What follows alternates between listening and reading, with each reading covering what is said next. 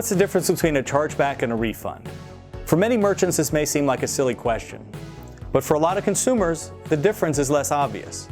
In both cases, the consumer is able to have their money refunded. And in both cases, the consumer may make a phone call to complain about a product or service. But that's where the similarities end. And it's important that consumers have a detailed understanding about the difference between a chargeback and a refund. And that's what we're going to talk about today. The easiest way to visualize the difference is to think about how a transaction happens. When you make a purchase online, you visit a website, interact with a storefront or cart system, you enter your billing and order information, which is passed to the merchant's CRM, sent through their gateway, which connects to the processor, and ultimately to the issuing banks and card schemes like MasterCard or Visa. But let's say you aren't happy with your purchase. When you receive a refund from a merchant, you essentially go back to the source of the initial transaction.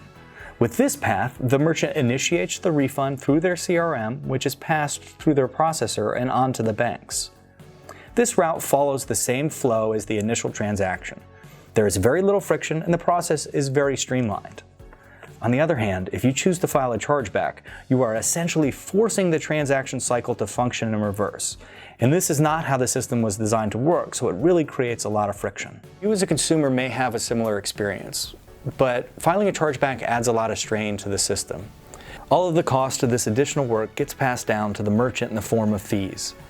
Not only does the merchant lose the revenue from the original transaction and maybe shipping costs or whatever their unit costs were on the product, they have to pay the fees on top of that.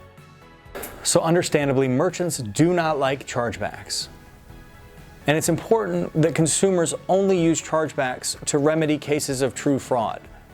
If they're dissatisfied with the merchant, it's important that the consumer contact the merchant and do everything possible to make sure that they seek a resolution with the merchant before contacting their bank.